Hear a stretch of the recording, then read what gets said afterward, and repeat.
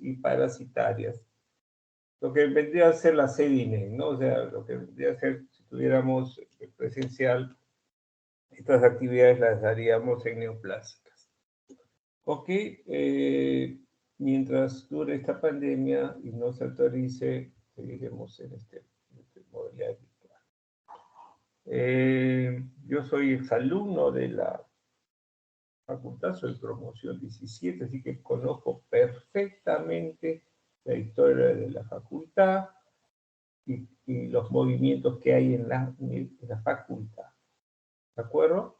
De paso, soy consejero de la Facultad de Medicina y estamos en ese proceso de que las cosas se hagan bien. Tienen toda la libertad de acercarse a mi persona, si ustedes ven alguna cosa irregular, comentarlo. ¿De acuerdo? No, mantendremos la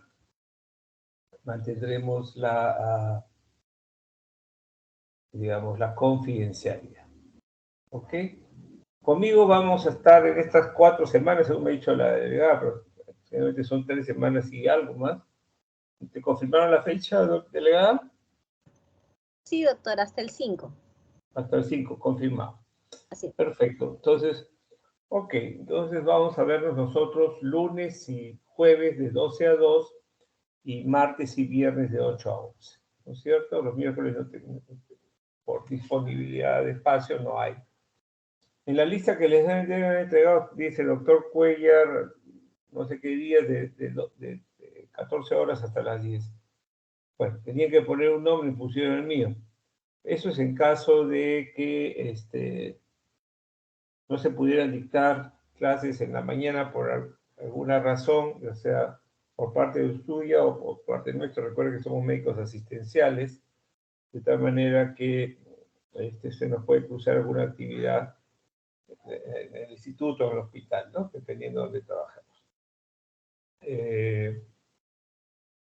Las actividades académicas que van a desarrollar conmigo son de tres tipos. Teóricas, vamos a hacer teorías, son teorías básicas que ustedes tienen que entender, que tienen que aprender, que tienen que escuchar para entender mejor la infectología. Segundo, vamos a tener revistas y revistas. Yo le estoy dando, ustedes en el archivo pueden buscar 2 carpetas. Cada carpeta tiene 11 artículos, son 11 alumnos ustedes, y cada uno tiene que ser sorteado, socializado por la delegada, y cada uno de cada carpeta entonces van a tener 2 presentaciones de artículos, ¿no es cierto? En PDF, ¿de acuerdo? Su PDF y la presentación van a tener una nota, esa es una nota de investigación, ¿no? De investigación. Y la tercera nota son casos clínicos. Conmigo van a ser casos clínicos y necesito que participen, porque si no, ¿de dónde va a salir la nota? ¿No es cierto? Si no participan, tienen 0. Si participan, veremos la calidad de participación. ¿Correcto? Y entonces, por favor, es importante que estudien, que no vaguen, olvídense sus antecedentes de vagos y decidan tener una vida nueva, estudiando, etcétera, ¿no es cierto? Ok, ¿qué otra cosa? No hay pregunta tonta, hay tonto que no pregunta. Así que yo no me voy a molestar porque ni tengan vergüenza, ¿de acuerdo? Pregunten.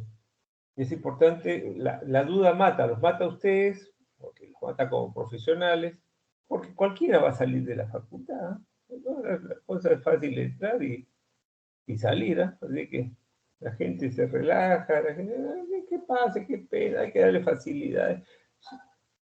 Su sanatorio, tras examen hasta que apruebe, ¿no es cierto? Sustitutorios, recontra, sustitutorios 80, todo para que salga. Y no es así, pues. Tienen que salir productos de calidad, no mediocridad, que es lo que más abunda, ¿no? Y salgamos de ese hoyo del ENAM, estuvimos en 20 y tantos, o somos últimos alguna vez, ya estamos en el 14, que tampoco no es para, se ha mejorado, pero no es para celebrar, hay que estar dentro del tercio superior, ¿no es cierto? Ok, universidades menos antiguas que la Facultad de Medicina de nuestra universidad están mejor. ¿Ok? Y ese llamado de atención tiene que ser para ambos, tanto para la plana docente como para los alumnos, ¿no? Y obviamente para las autoridades. ¿Correcto? ¿Alguna pregunta? ¿Alguna pregunta?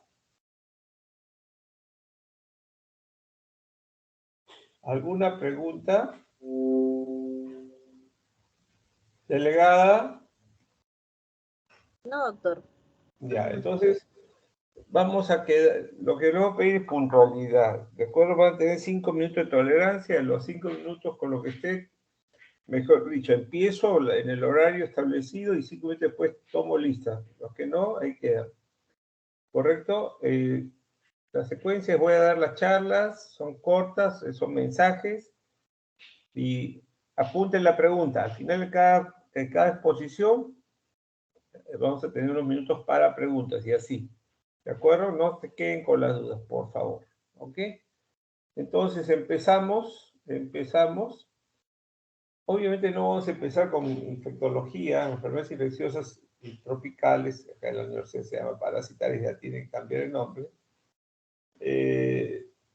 No repasando microbiología básica de infecciones, pero una cosa aplicada a la clínica, ¿no? Entonces, ustedes tienen que acordar que los agentes infecciosos pueden ser bacterias, virus, hongos y parásitos, ¿no es cierto? De las bacterias, ¿cómo podemos clasificarlas? En cocos y bacilos, y de acuerdo a la tinción de Gram, positivos y negativos, y también por su capacidad de requerimiento de oxígeno, aerobios y anaerobios, y si viven fuera o dentro de la célula, o sea, extracelulares y intracelulares. Hay aerobios estrictos solamente, aerobios, hay anaerobios estrictos, y como se dice, hay variedades que patean con los dos pies, ¿no? Es decir, son anaerobios facultativos o aerobios facultativos, dependiendo de las circunstancias, con un poquito de oxígeno, con menos oxígeno, también puede tener esa característica. Y también pueden escuchar o leer microaerófilos que necesitan 5 a 10% de CO2, ¿no? ¿Ok? Y hay bacterias que pueden vivir fuera o necesitan estar dentro de la célula.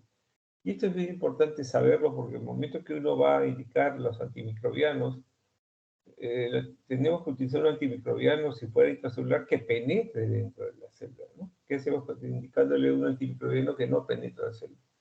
Entonces, esa parte es lo que vamos a hablar, que se llama farmacocinética y farmacodinámica. Y de esto lo vamos a repasar más en terapéutica, en capítulos infecciosos. Entonces, es muy importante que nosotros conozcamos. Ahora, hay cantidad de microorganismos, ¿no es cierto? Hay cantidad de microorganismos. Pero vamos a repasar los de importancia clínica.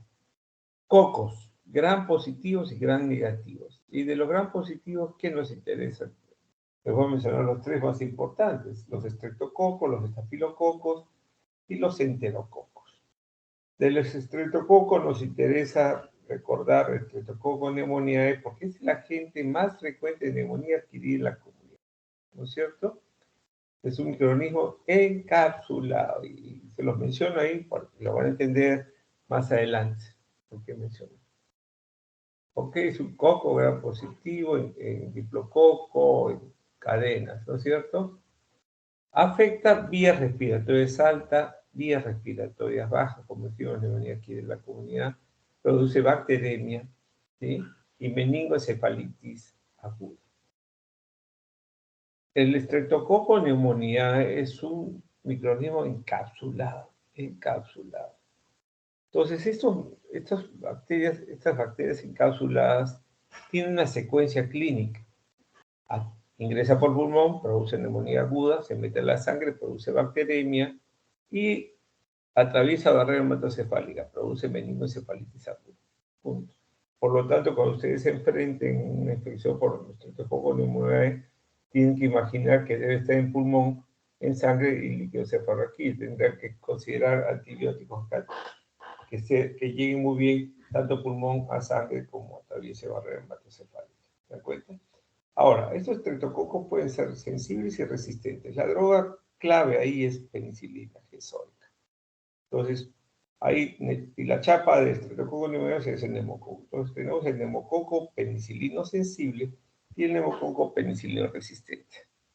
¿De acuerdo? Los penicilinos sensibles, obviamente, es la penicilina gesórica. Y el oral sería la amoxicilina cuando queremos hacer el switch. Y los resistentes va a depender mucho.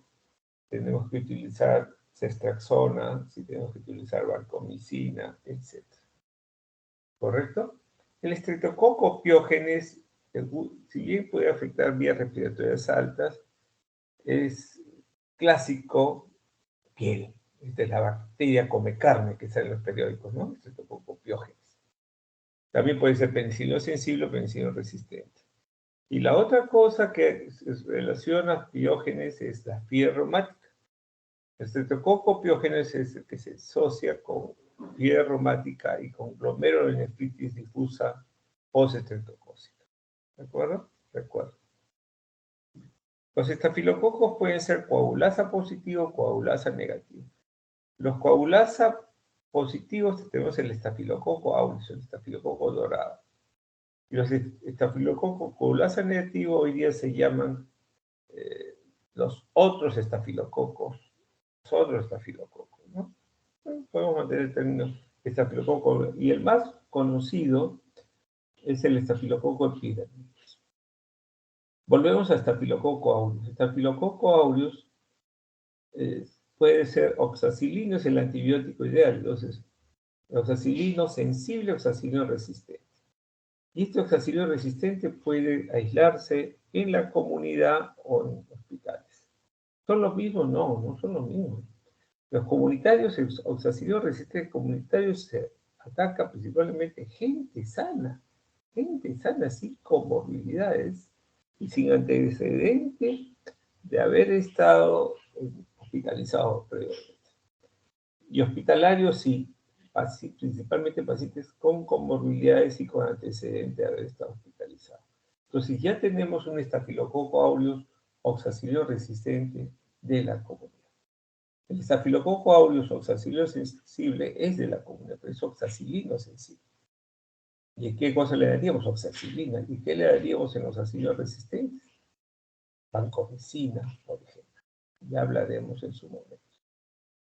Y los estafilococos coagulasa negativos muchas veces son colonizantes, pero en inmunocomprometidos sí se considera que causa infección, sobre todo en bacteremias.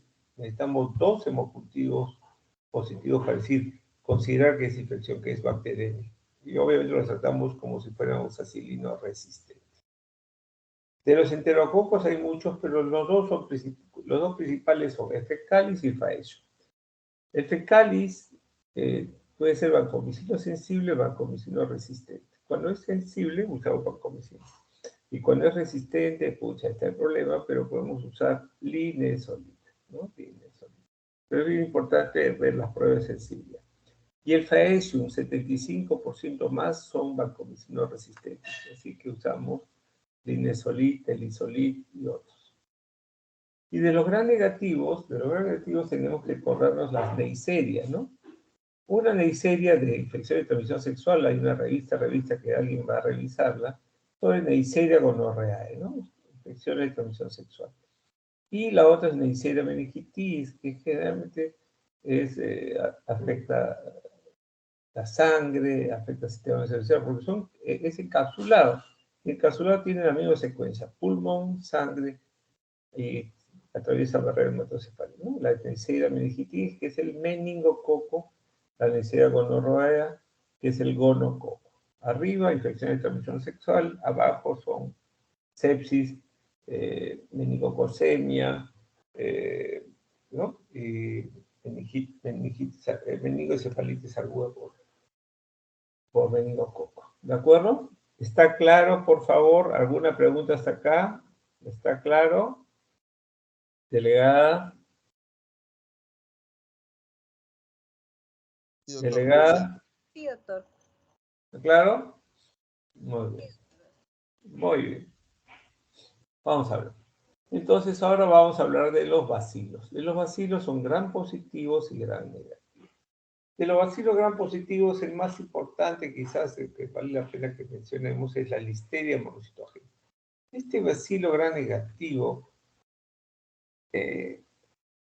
afecta a población inmunocompetente o parcialmente inmunocomprometido, como las gestantes, como los niños, ¿no? Por la ingesta de productos lácteos no pasteurizados, ¿no es cierto? Y en inmunocomprometidos es la principal causa bacteriana de meningoencefalitis bacteriana, Listeria monocitogénica, ¿no? Y de los gram negativos, aerobios.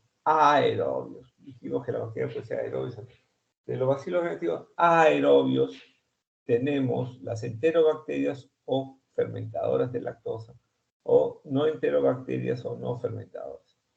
En la actualidad, ese nombre enterobacterias ha cambiado por enterobacterales, ¿no? Enterobacterales, y las no enterobacterias han quedado como no fermentadores. ¿Correcto? Estos enterobacterales, los principales y los que más vamos a estar en contacto son la Escherichia coli, la Klebsiella pneumoniae, el Enterobacter, especie, puede ser Cloacae y otros, Proteus mirabilis, Salmonella typhi, Shigella, ¿no es cierto? Shigella. Y de los no fermentadores tenemos el Acinetobacter, la Pseudomonas originosa, la Stenotrophomonas maltophilia, la Haemophilus influenzae, el Vibrio, la Brucela, etc. De tal manera que cuando nosotros hablamos de bacilos gram negativos aerobios, en el caso de enterobacterales, vamos a tener bacterias tanto de la comunidad como hospitalarios, tanto en uno y en otro grupo, ¿sí? Y tenemos cepas sensibles y cepas resistentes. El mecanismo de resistencia a los antimicrobianos, en el caso de los bacilos gram negativos aerobios enterobacterales, predominantemente es enzimático. Y ya vamos a hablar en su momento sobre estas enzimas. Pero puedo mencionarles que las más frecuentes son las beta-lactamasas de efectos tendidos y las carbapenemasas. ¿No es cierto? Repito, beta-lactamasa de efecto extendido, carbapenemasas y AMP-C, ¿no? Que es una cefaloporinasa. Son los tres tipos de enzimas. Repito, beta-lactamasa de efecto extendido, carbapenemasas y cefaloporinasas. ¿Correcto? Y de los no fermentadores, el mecanismo de resistencia hay enzimático, pero hay otros mecanismos más de resistencia a nivel de la permeabilidad de la membrana, bombas de flujo, cierre porinas, etcétera, etcétera. ¿De acuerdo? Vamos a adelantarlo un poquito, de tal manera que es muy importante el laboratorio. Ustedes se dan cuenta, primero tomar muestra, y tomar muestra en forma aséptica, ¿no? Que no sea contaminada, de tal manera que sepamos, se tome bien, se cultive, y el laboratorio nos tiene que dar una información adecuada para tomar decisiones, pero obviamente no esperar por 4 o 5 días los cultivos, o 2 o 3 días en cultivos, para empezar. Obviamente ustedes tienen un paciente con sepsis y van a empezar, digamos, cuando hagamos sepsis, se van a dar cuenta, ¿no? Pero vamos teniendo este adelanto. Luego tenemos los anaerobios. De los anaerobios tenemos esporulados y no esporulados, ¿no es cierto? Que forman espora y no forman. Los que forman espora a la cabeza son los Clostridium. Y los Clostridium, pues los clasificamos en neurotóxicos y no neurotóxicos. Es decir, que son tóxicos para el sistema nervioso, y ahí tiene el Clostridio tetani y Clostridio botulinum, ¿no? Que es el tétanos y el botulismo respectivamente. Los no neurotóxicos generalmente son el Clostridio perfringe, que produce la gangrena gaseosa, y el Clostridio difícil, que es la que produce la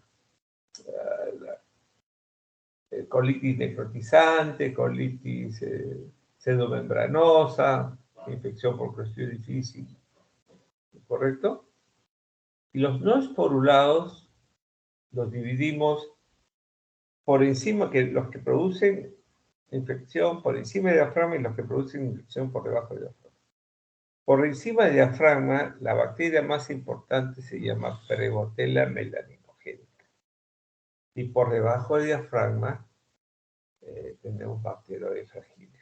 Y guarden esos nombres porque cuando hablemos de los antibióticos vamos a tocar el tema de todos estos. ¿De acuerdo? Entonces, por encima del diafragma, Prebotella melaninogénica. Por debajo del diafragma, grupo Bacteroides fragiles.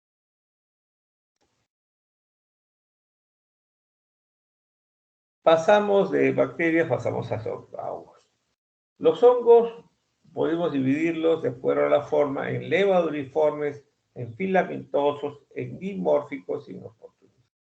Levaduriformes, o sea, como el pan de levadura, de importancia clínica que ustedes deben conocer principalmente es la cándida y el criptococo. La cándida, que lo dividimos en cándida albicans y no albicans, y estas no albicans a su vez se subdividen en subespecies. O sea, las especies de cándida son albicans y no albicans. Y las subespecies de cándida no albicans que tenemos, cándida tropicalis, cándida cruceis, cándida labrata, etc. Y hablaremos en la clase de hongos, ¿no es cierto? Y de criptococo los dividimos ahora en complejos. Entonces tenemos el complejo Cryptococcus neoformans y el complejo Cryptococcus gatti, y así hay otros complejos, ¿no? De los hongos filamentosos, ¿no es cierto? Tenemos los Aspergillus, que los vamos a dividir en Aspergillus fumigatus y Aspergillus no fumigatus, ¿correcto? Estos no fumigatos principalmente son resistentes a los triazoles, ¿no? ¿Correcto? Tenemos los mucorales, mucorales o antes llamados cigomicetos. Estos mucorales o cigomicetos es un grupo de hongos, un grupo heterogéneo de hongos, pero básicamente las dividimos en mucor, rhizopus y leishtemia. Leishtemia. Antes se llamaban absidias, pero hoy día se les conoce como leishtemia. ¿De acuerdo? Y el otro grupo sería Fusarium. El más conocido es el Fusarium solano.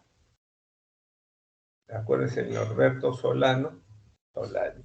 O ¿cómo estás? Solani, o sea, estás solo. ¿Correcto?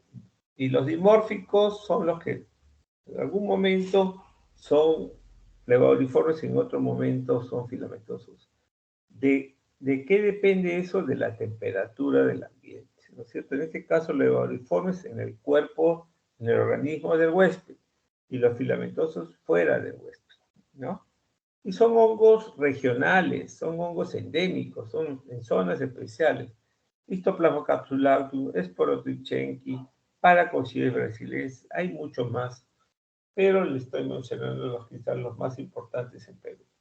Y este último hongo, Pneumocystis gilobesi, antes llamado Pneumocystis carilli, era un protozoario, pero con las pruebas moleculares se determinó que tiene características de hongo. Pero no es dimórfico, no es filamentoso ni levaduriforme. Entonces le pusieron un nombre oportunista. Pero usted tiene que entender que los hongos levaduriformes, filamentosos y dimórficos también pueden ser oportunistas. De hecho, son oportunistas. De los virus, hay virus ADN y ARN. De los ADN tenemos el pagnavirus, que es el virus de hepatitis B, el papovirus, que es el virus del papiloma humano, en los herpetoviridaes, que tenemos el virus herpes simplex 1 y 2, el citomegalovirus, el Epstein-Barr, el varicela zoster, el herpes virus tipo 6, el 7, el 8, en fin. ¿Correcto? Y los ARN que tenemos, retrovirus, que es el HTLV1, VIH, los hepacivirus, ¿sí? El virus de la influenza. Entonces, de aquí, obviamente, vamos a hacer una revista de virus hepatotrópicos, el B, el C. Vamos a revisar, en teoría, el HTLV1, el VIH, ¿no es cierto? Y así va a haber clases de virus que les van a hablar de los diferentes virus. ¿De acuerdo? Y de los parásitos vamos a dividirlos en dos, en endoparásitos y ectoparásitos. Los endoparásitos los vamos a dividir en protozoarios y en mintos, ¿no es cierto? Y estos protozoarios pueden ser intestinales o extraintestinales. Y los helmintos pueden ser nematodes redondos, cestodes son planos, y trematodes son unos planos especiales, ¿no? Especiales. ¿Correcto? Ectoparásitos son los que están encima de la piel, por fuera del organismo.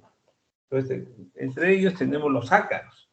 Y de los ácaros los vamos a dividir en dos, en sarcóptes y no sarcóptes. Sarcóptes es el que causa la sarna, ¿no? El rascarrasca, el mundialito. Y no sarcóptes, los ácaros no sarcóptes son los que causan urticaria, alergias, etc. ¿De acuerdo? Entonces, con esta breve revisión de biología, ustedes pueden tener una orientación de los principales organismos y pueden ir revisando en forma ordenada, los diferentes microorganismos, ¿no? No, yo no quiero que lean lo básico de microbiología, un resumen, y entren a la clínica de las patologías que produce cada microorganismo y que vamos a ir desarrollando. ¿Ok? ¿Preguntas?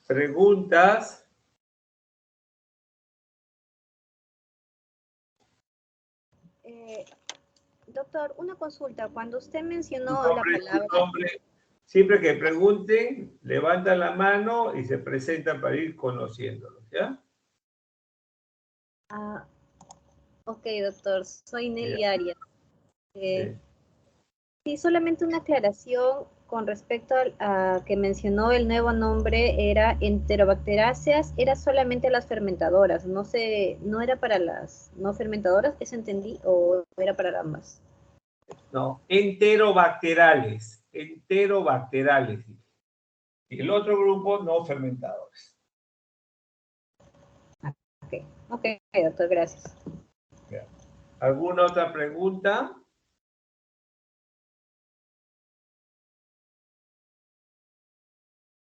¿Alguna otra pregunta?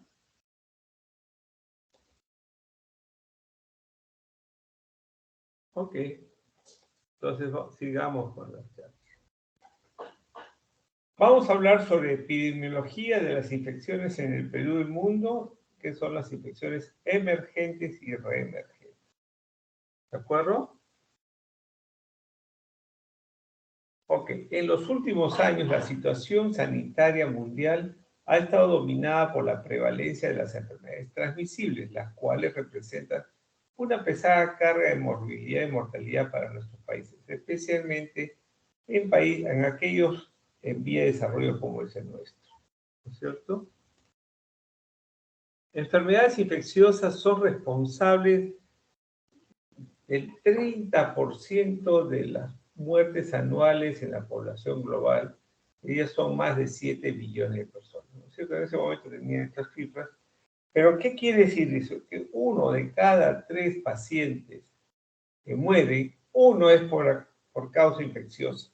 Una es por causa infecciosa, ¿no? Y dice que este número podría aumentar si consideramos las enfermedades crónicas que tienen origen infeccioso, por ejemplo, hepatocarcinoma por B y por C, cáncer cuello uterino por papiloma virus humano 16-18, sarcoma de Kaposi por virus herpes humano tipo 8 y así.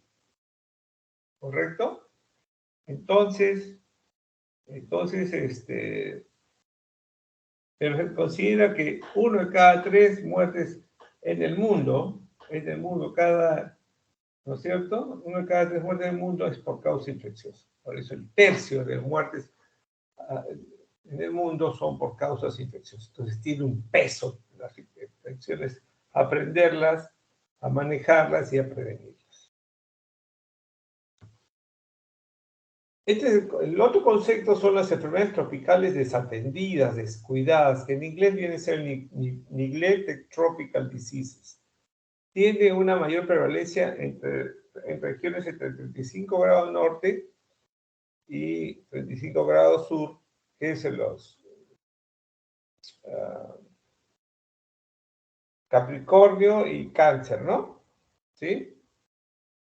¿Correcto? En norte y sur, con altitudes por debajo de 2.200 metros y temperaturas entre 15 y 40 grados.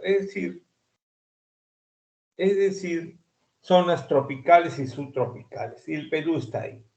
Entonces, el Perú tiene enfermedades tropicales atendidas, por supuesto, empezando con la tuberculosis, malaria, etcétera, ¿no? Ya vamos a ir desarrollando más este tema.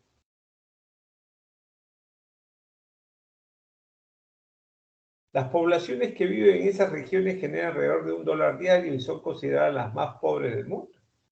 África, ¿no? África, en Perú también. Menciona que 1.2 billones de personas en el mundo quienes viven en absoluta pobreza, principalmente en África subsahariana, Asia y Latinoamérica, son vulnerables a estas enfermedades, por supuesto.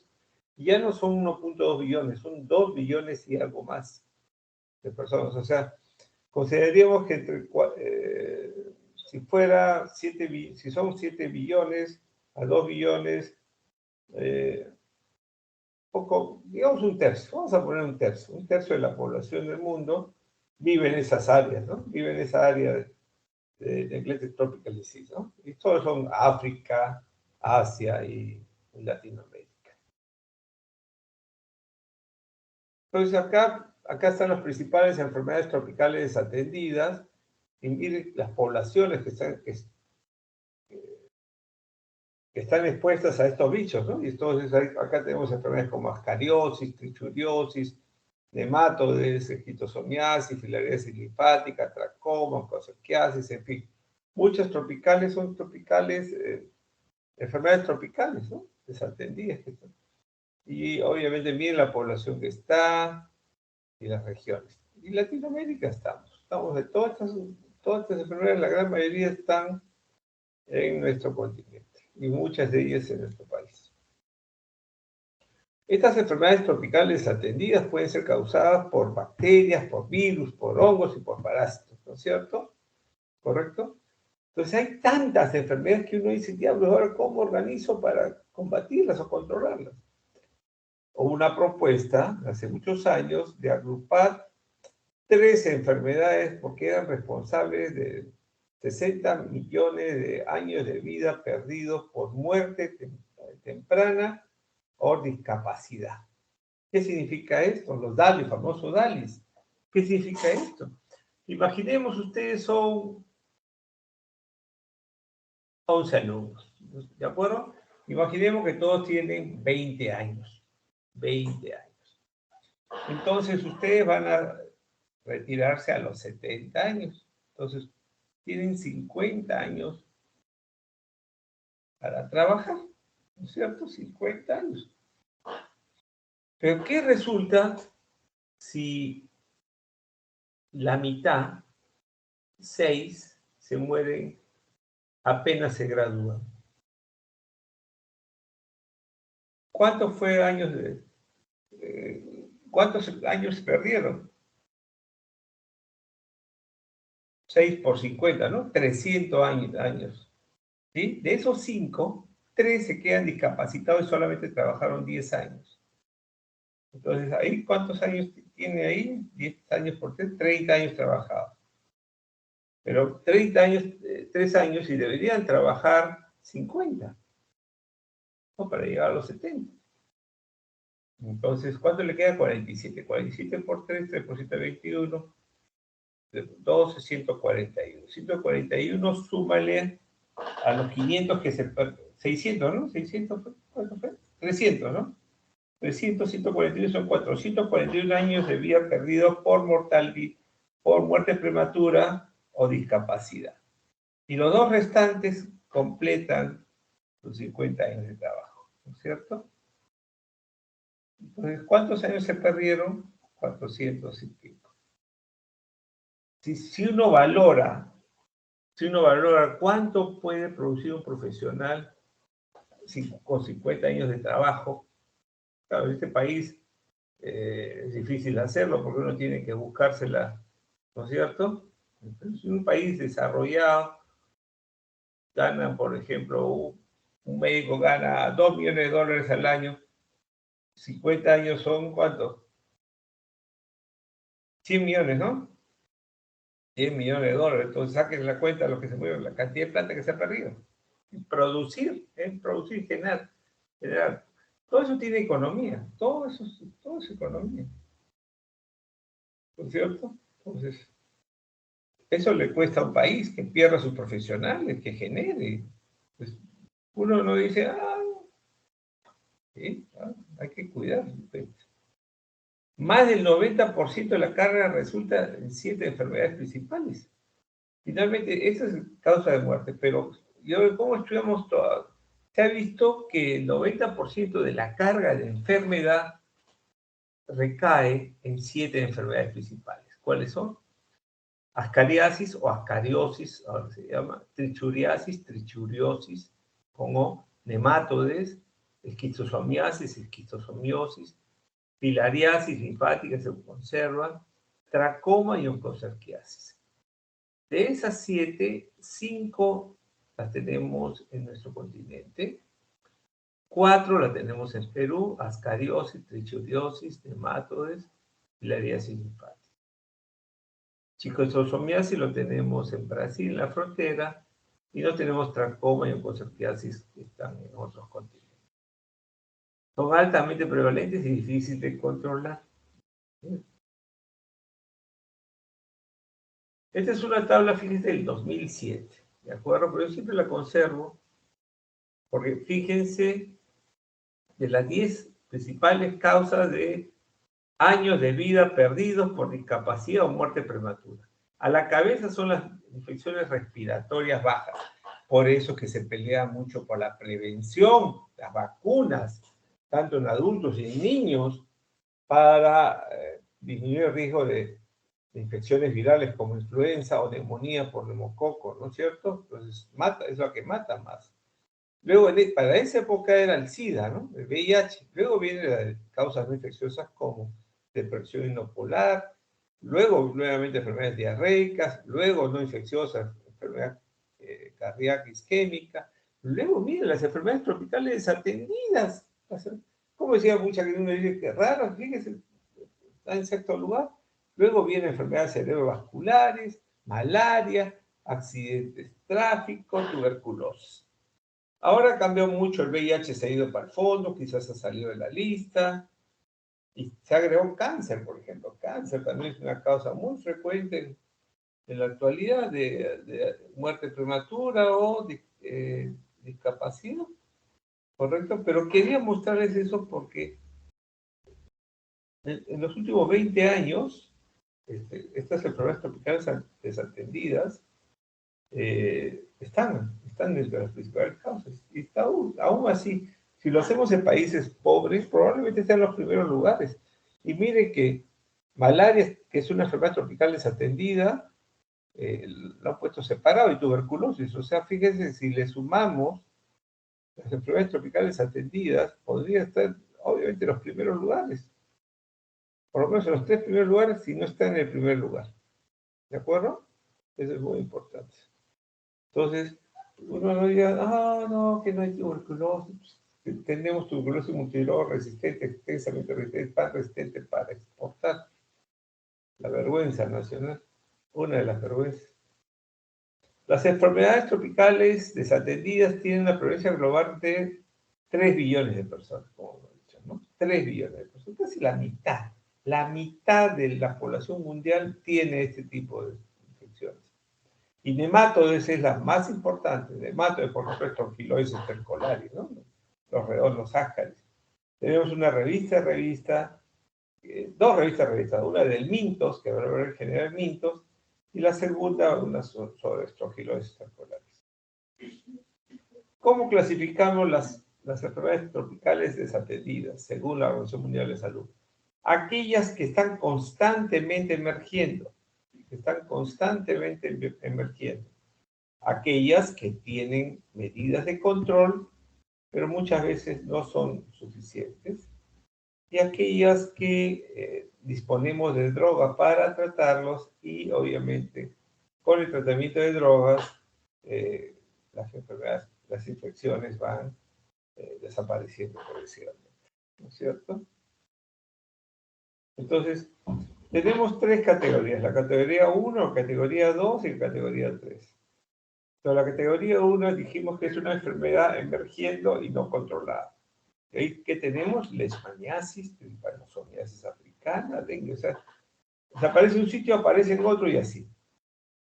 La segunda es que tiene control, tiene una estrategia de control disponible, pero la carga de enfermedad persiste. Es decir, tenemos para controlarlo, pero no para desaparecerlo. Entonces, que tenemos malaria, esquistosomiasis, tuberculosis, ¿no es cierto?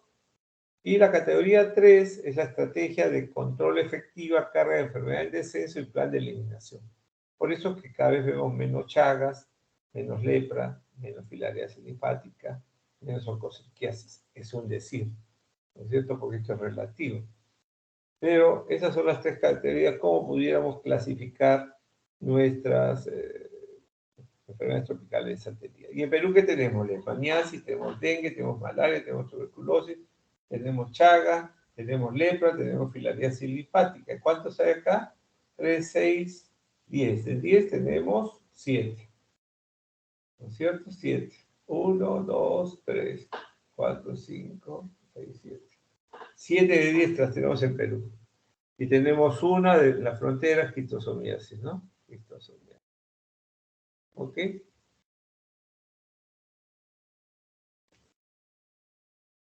Por ejemplo, acá tenemos la leishmaniasis cutánea, tegumentaria que lo vemos en los andina, que es cutánea, y la mucocutánea, que es la que vemos en la selva, principalmente, ¿no? En la selva, ¿correcto? O tenemos el dengue tiene 4 serotipos, dengue 1, dengue 2, dengue 3, dengue 4, y está repartido en diferentes partes del Perú, ¿correcto? ¿Sí? Ya hablarán en su seminario de dengue.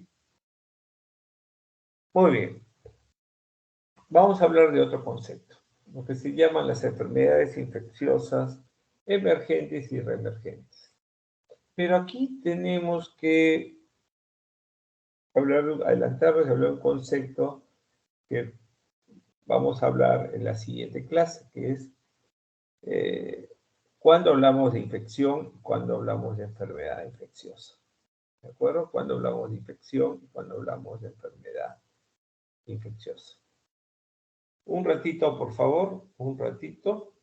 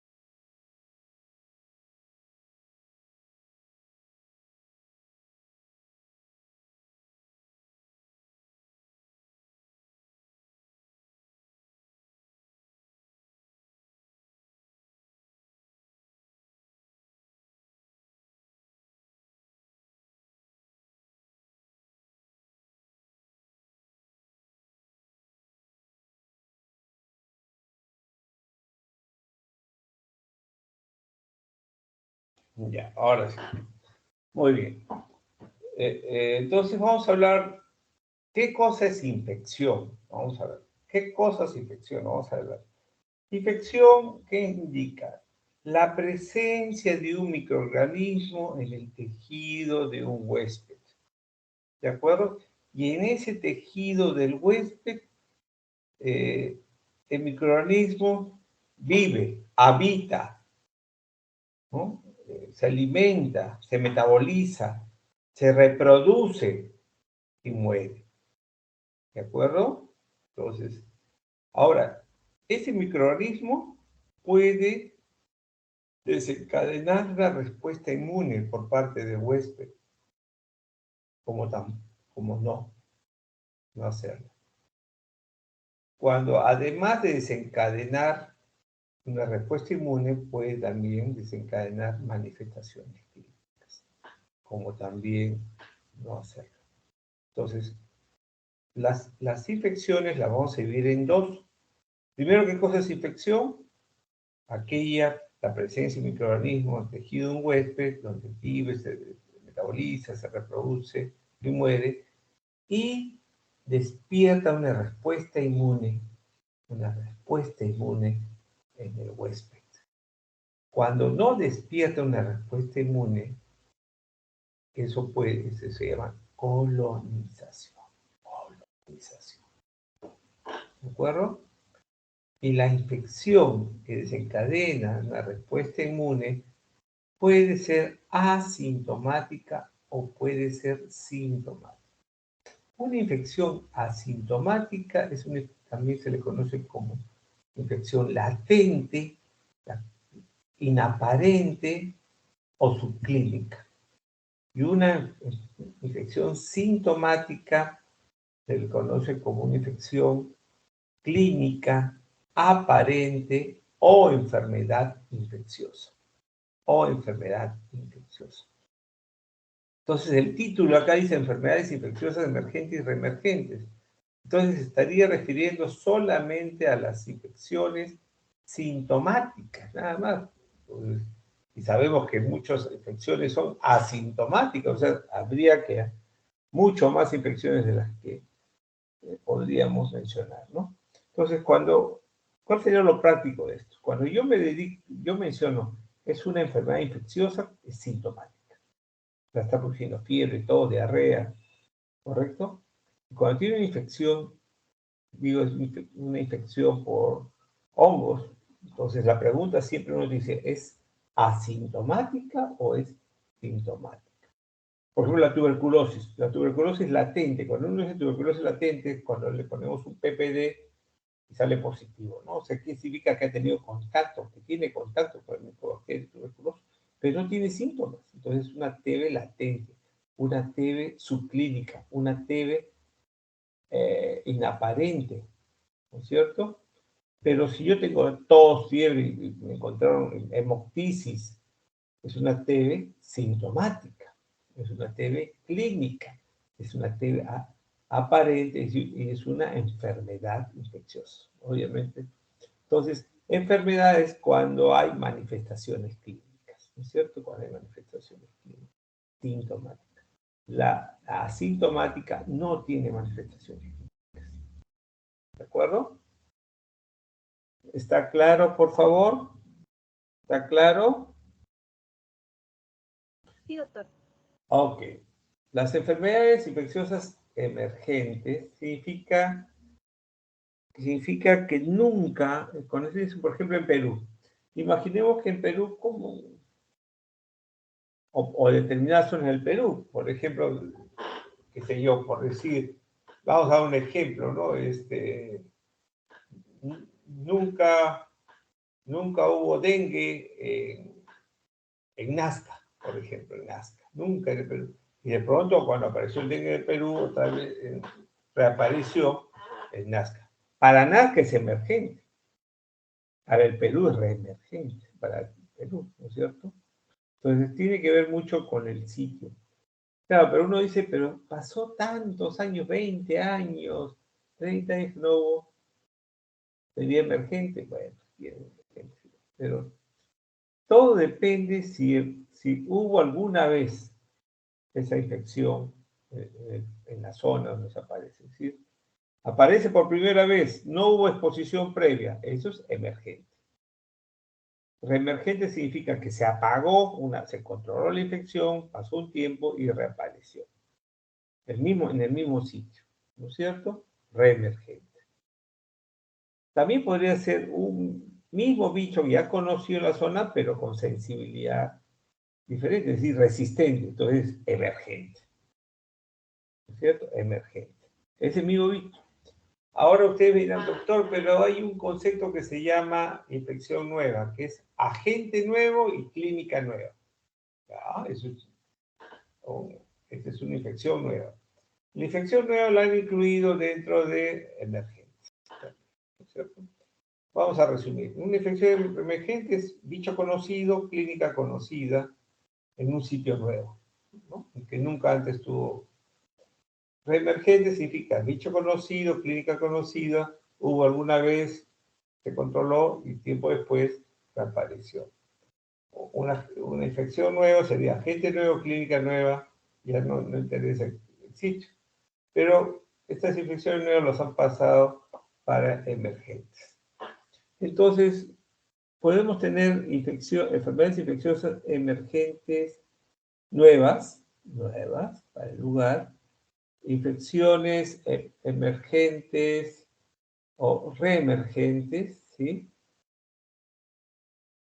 Y tenemos un concepto que se llama enfermedades emergentes deliberadamente o deliberadamente emergentes, que son el bioterrorismo, pues, la guerra microbiológica, la siembra, el anthrax, que podría ser el virus del simio. Vamos a ver, todavía no han dicho nada, ¿no es cierto? También no me sorprendería. El SARS que se escapó del laboratorio chino, del laboratorio americano en China, podría ser la teoría, ¿correcto? Entonces tenemos hay de todo.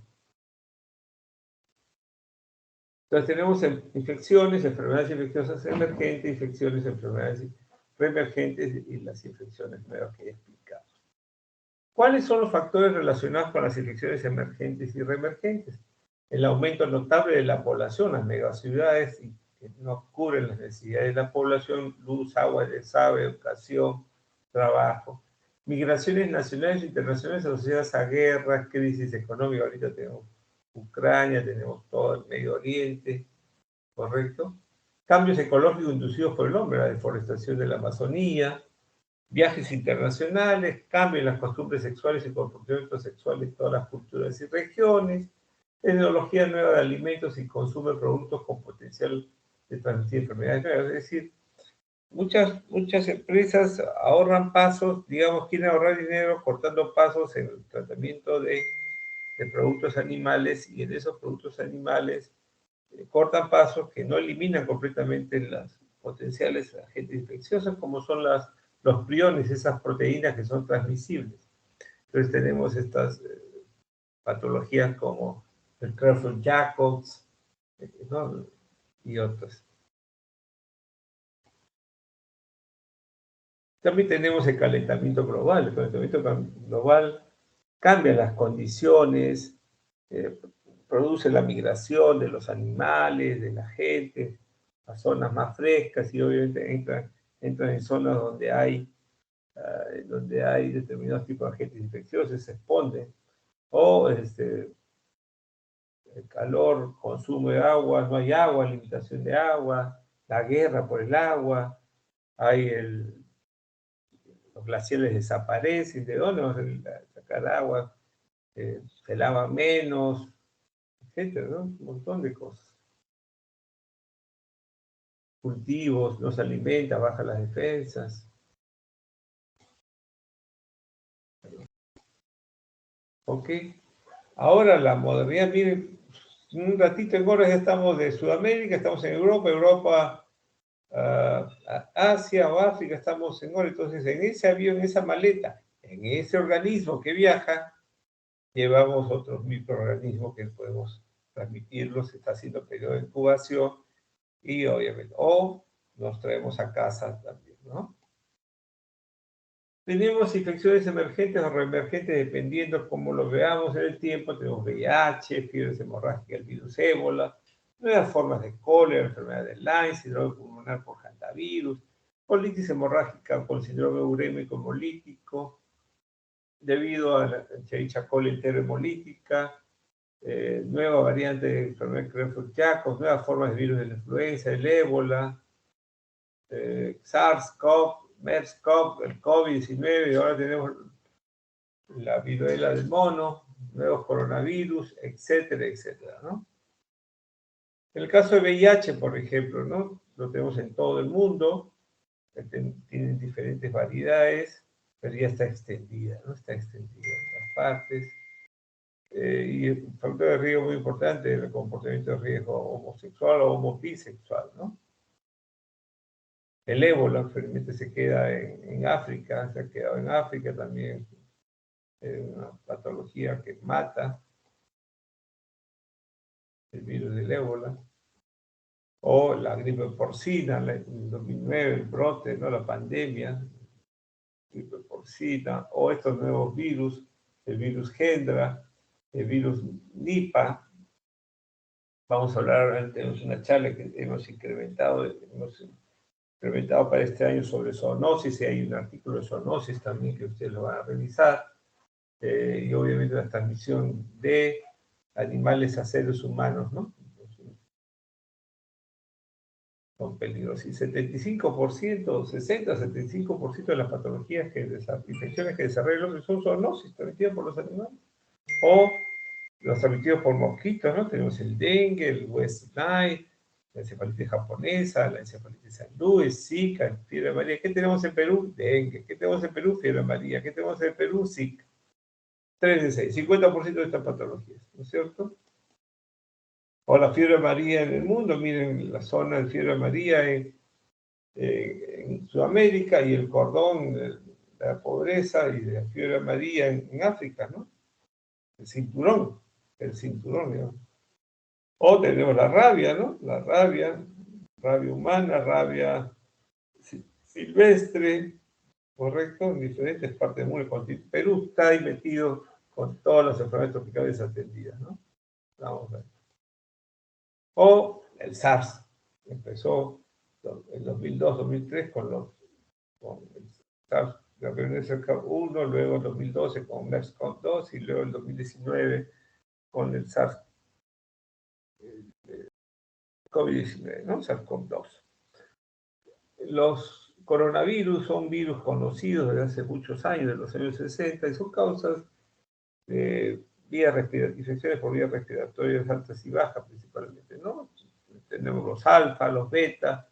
Los alfa eran los que producían cuadros respiratorios y luego los beta que aparecen en el siglo XXI con SARS-CoV-1, con MERS-CoV, y todos son zoonosis, y la fuente sería el murciélago, ¿no? Y el contacto con huésped intermediario es el que se transmite al hombre. Esto fue para el Hong Kong, el SARS-CoV-1, el MERS-CoV, y las otras variedades que esperemos no se...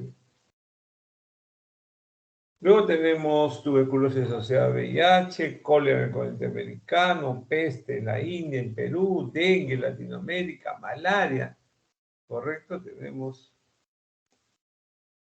Esta es una radiografía de tuberculosis, vamos a reconocer.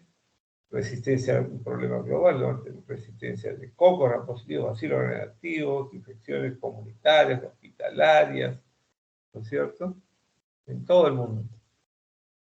Entonces tenemos el Streptococcus pneumoniae resistente a penicilina, tenemos el Staphylococcus aureus meticilina resistente, el comunitario, el Enterococo vancomicina resistente, aquellas cepas que tienen metalactamasa efecto extendido, carbapenemasas, metalactamasa, la tuberculosis que puede ser multidrogos, extensa, la candia, aspergillus, virus también resistentes.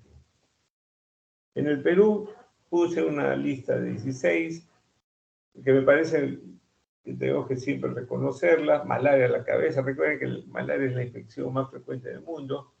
¿sí? En el Perú también. Tenemos dengue, tenemos bartonelosis, la enfermedad de Carrión, la fase aguda de la enfermedad de Carrión, ¿no? Y la fase verrucosa, ¿no? La enfermedad de Carrión, la fiebre tifoidea, la brucelosis, tuberculosis, que puede ser multidrog resistente, extensamente resistente, o pan resistente, la leishmaniasis, la histoplasmosis, paracoccidiomicosis, el VIH, cicloporiasis, HTLV1, cólera, arbovirus como la fiebre oropuche, mayaro, las amebas de vida libre, la balamutia maxilaris, la semintiasis, el COVID-19 y ahora la viruela del mono, ¿no? Y así, cada vez vamos a tener más cosas. Entonces, fiebre amarilla, recuerden que la fiebre amarilla sigue las cuencas de los ríos, ¿correcto? La infección crónica por virus hepatitis B, infección crónica, especifica la persistencia de la antígeno de superficie, más de 6 meses en sangre, y esta persistencia de la antígeno de superficie conlleva inflamación crónica del hígado, infección crónica del hígado, que puede terminar en cirrosis hepática y hepatocarcinoma, cáncer de hígado. Miren, gente joven, trabajo hecho en el INEC, doctor Ruiz, cómo el hepatocarcinoma aparece tempranamente, y eso nos habla de transmisión vertical, ¿no? Madre y niño. Por eso se implementó el programa de vacunación. En los países desarrollados que tienen programa de vacunación en niños, bueno, lo que se ve son hepatocarcinomas ya en los viejos y que no necesariamente son por hepatitis B, sino también tienen otros orígenes, ¿no? Y miren todos los que tienen hepatocarcinoma en nuestra serie del INEC, todos son de zonas endémicas, todos son de zonas de la selva, selva alta, selva baja, valles interandinos. Esta es la verruga peruana, paciente con linfoma Hodgkin, ¿no es cierto? En forma verrucosa. O la zona típica, siempre se habló de Ancash como la zona típica de Cusco, Ancash, pero tenemos Cusco, que es el valle de Urubamba, en Amazonas, en Cajamarca, en Huánuco, en Lima, en Libertad, Cusco, etc. Ahora hay en diferentes partes del Perú, ¿no? Nuevas áreas. O la brucelosis humana, el queso fresco, no pasteurizado, correcto, clásicamente Lima y Callao, ¿no? Ica, Lima y Callao, pero ¿de dónde viene la fuente contaminada? De Huancavelica, de las cabras no vacunadas, de los productos no pasteurizados, ¿no? Y el Chagas clásicamente en el sur, Arequipa, Moquegua, Tacna, pero luego hace muchos años ya se descubrió que hay Chagas, digamos, en la selva nororiental, ¿no? ¿Correcto? Y ¿cuál es el secreto? El vector es diferente. Astrongylus es en el norte y Triatoma en el sur. Eso cuando hagan Chagas, enfermedad de Chagas van a revisar. Y hoy día, en la mañana, acaban de revisar ofidiosis, ¿no? Ofidiosis, que es mordedura por accidentes, por mordedura de ofidios, ¿no? Entonces acá tenemos un jargón, cascabel, que lo tenemos en toda la zona oriental, ¿no? Loreto, lo tenemos en Ucayali, y parte de Madre de Dios, ¿no?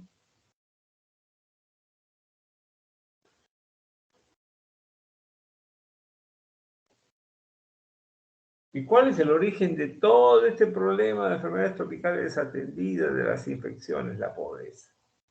Gente que pobreza de valores, pobreza económica, pobreza educativa, etcétera, ¿no es cierto?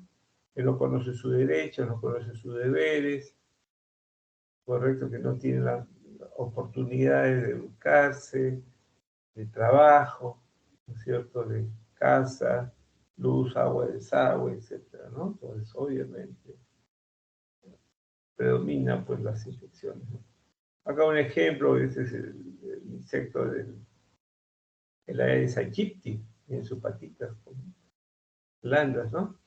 Y entonces, a Aedes aegypti le gusta el agua transparente, tranquila, entonces donde va, pone sus huevos en los recipientes de agua, en las zonas donde no hay pues agua potable, y ahí es donde se produce, ¿no? Entonces ese es el gran problema. Entonces los cementerios también en Lima, por eso cambiaron, por no poner plantas originales, sino tierra, agua, ¿no? Sino tierra nomás,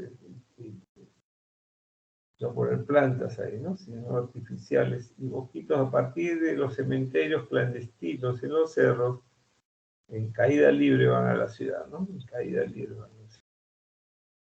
Entonces, en esas aguas, generalmente limpias, tranquilas, se reproduce el virus del dengue. Las larvas de estos vectores que tienen que van a llevar el virus, que van a picar. Entonces se recomienda agua de saneamiento, limpieza de los recipientes, de los techos, limpiarlos, que no tengan basura, nada que se acumule. Lima no llueve, o sea que lo poco de que llueve también hay que botarlo, ¿no? ¿Qué hacemos de control de estas enfermedades? Prevención. Hay la prevención primaria, la prevención secundaria y la prevención terciaria.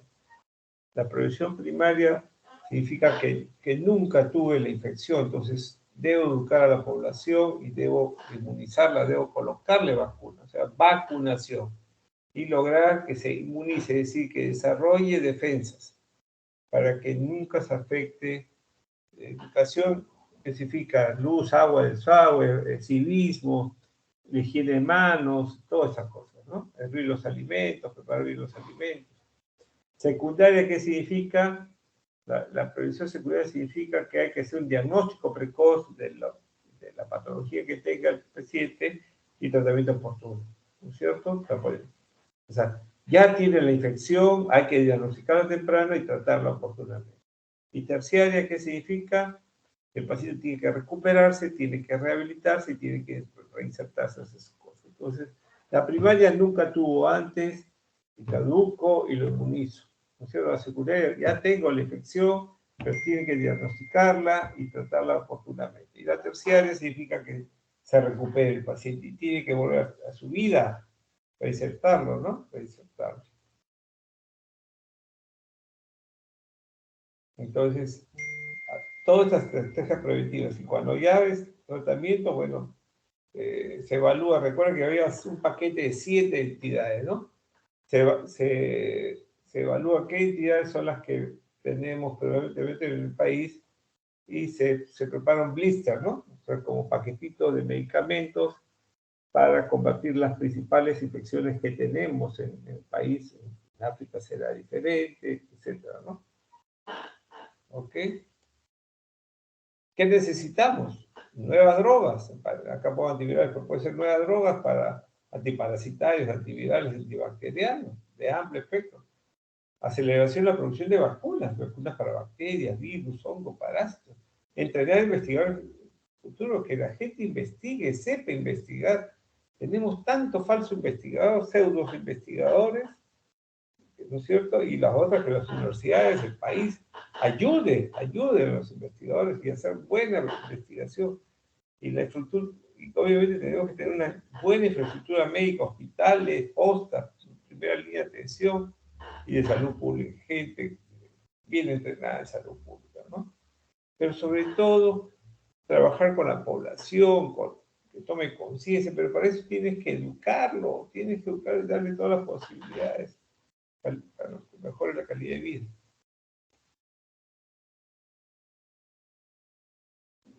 ¿Preguntas? ¿Preguntas? Una consulta. Dígame. Soy Joaquín. ¿Hay un tiempo límite para que para que una enfermedad sea considerada emergente o reemergente? O sea, ¿cuánto tiempo tiene que estar para que sea considerado así, no? Hay un tiempo máximo, ¿no? Más o menos esa es mi duda, No, ¿no? habían puesto 20 años, ¿no? 20, ¿no? Para decirle que ya no es, que es emergente. Pasaron 20 años, entonces se aparece, es emergente nuevamente, ¿no? Pero no, yo diría que no. Yo diría que no. Simplemente decir, apareció nuevamente, es reemergente. ¿No es cierto? Reemergente.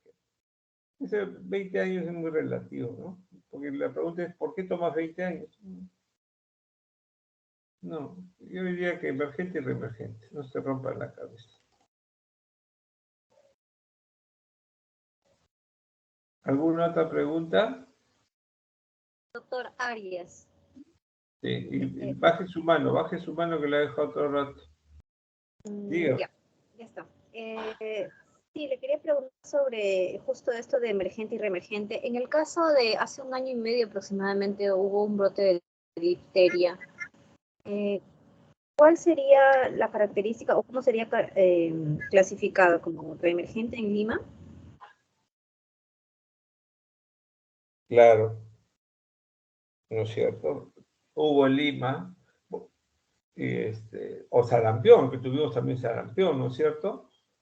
Es reemergente, reemergente.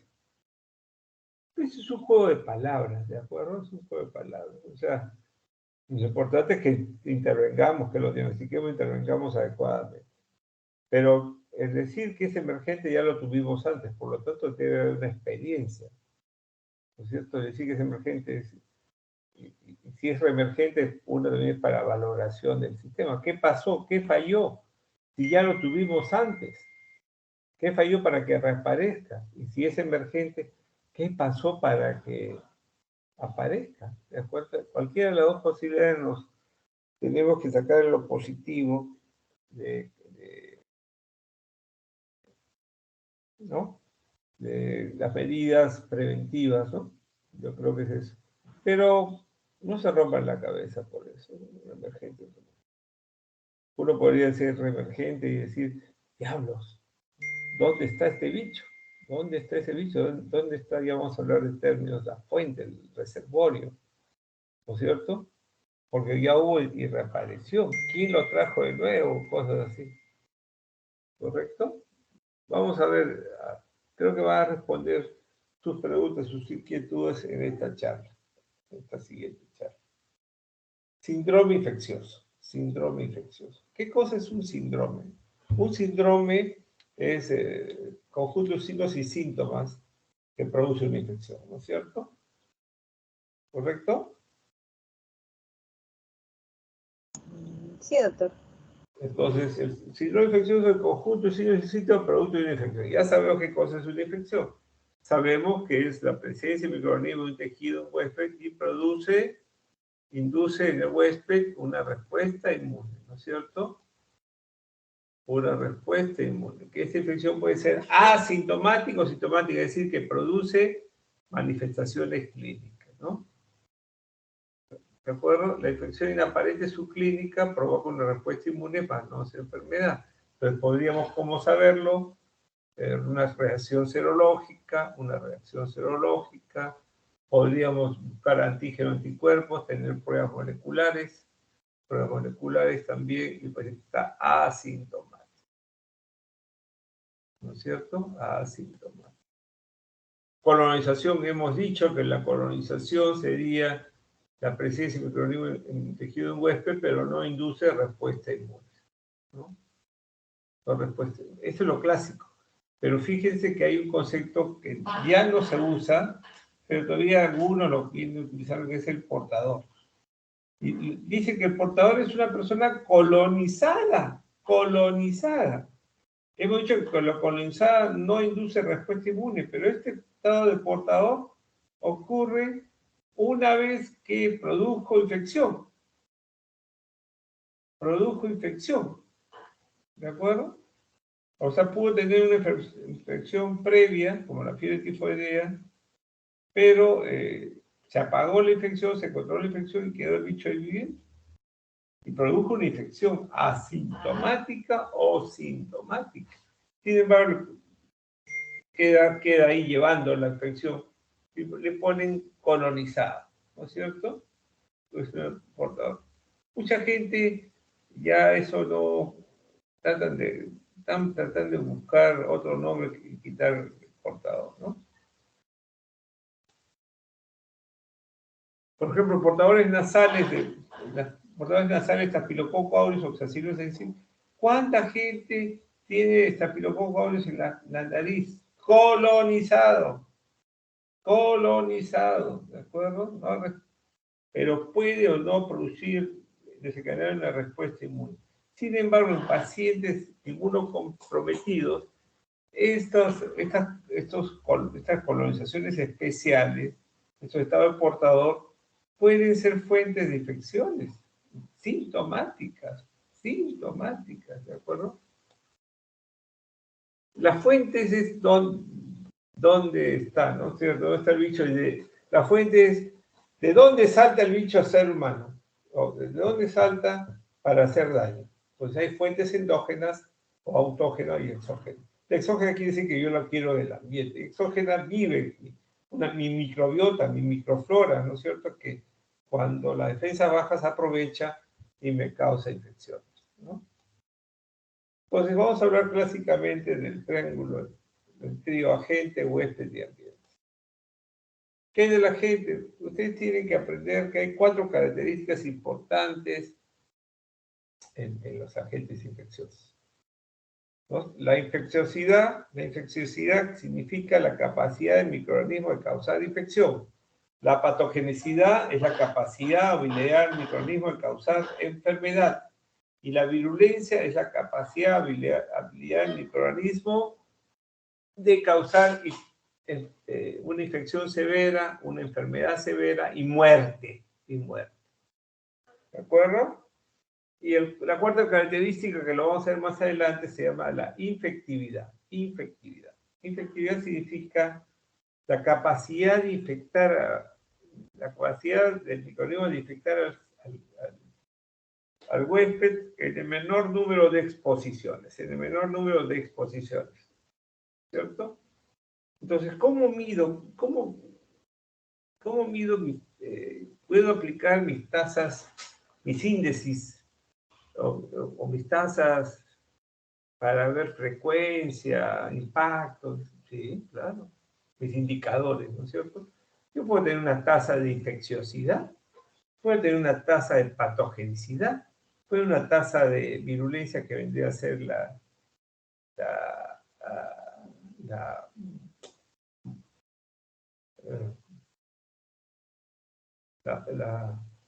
mortalidad, ¿no es cierto?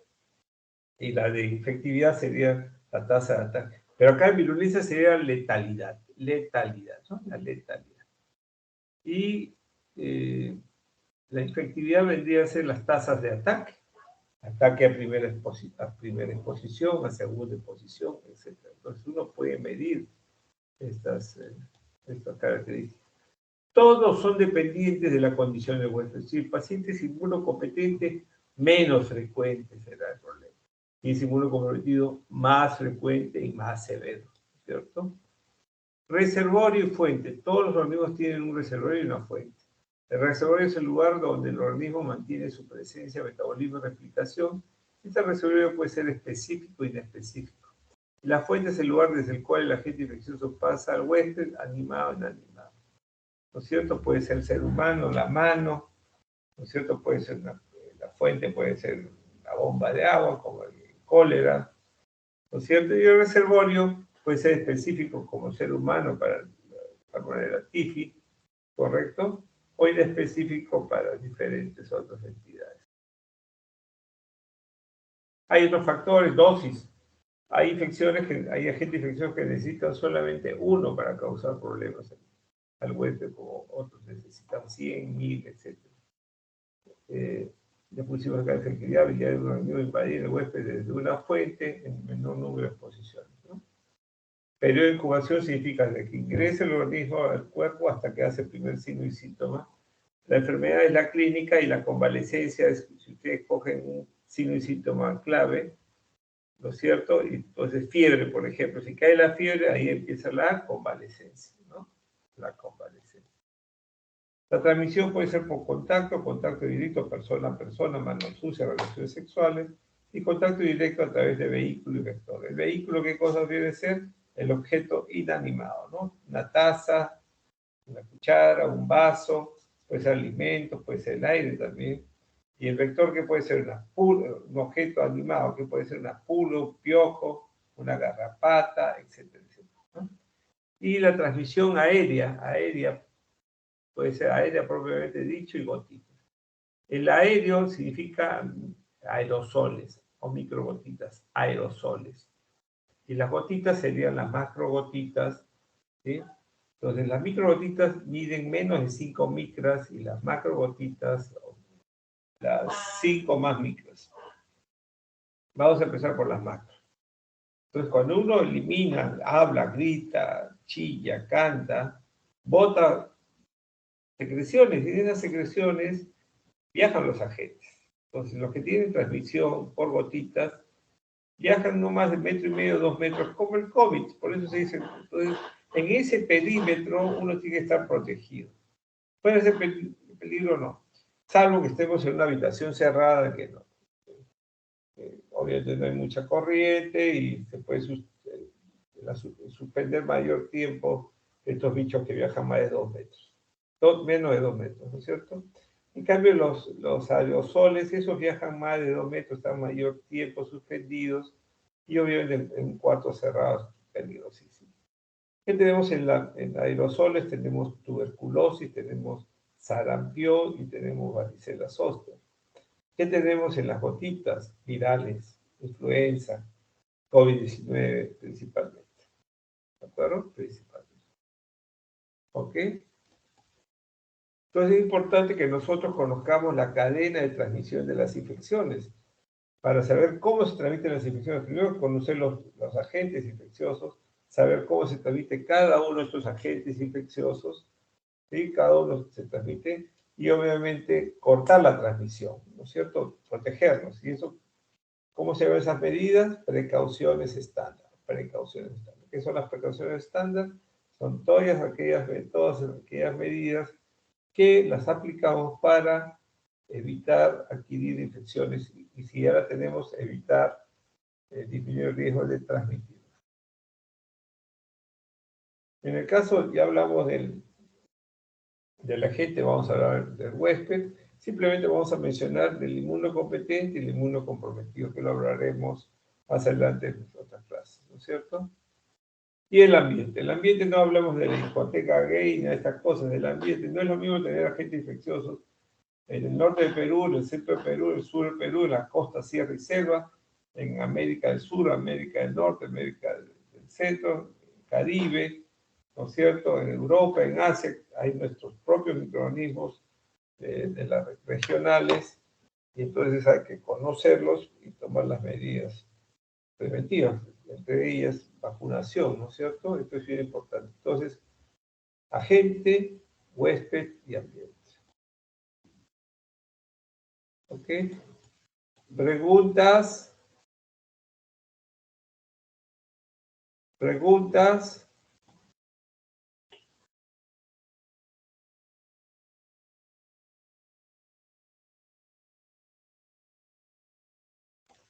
¿No hay preguntas? Parece que no hay preguntas, doctor. Parece, ¿no? Espero que esté claro. Después ya lo veremos en la evaluación. Conmigo tiene una nota, ya dijimos una nota de investigación, de presentación, de seminario, de revista. Tiene una nota práctica, vamos a hacer práctica, ¿no es cierto? ¿Ok? Y obviamente de asistencia, ¿no? Muy bien, entonces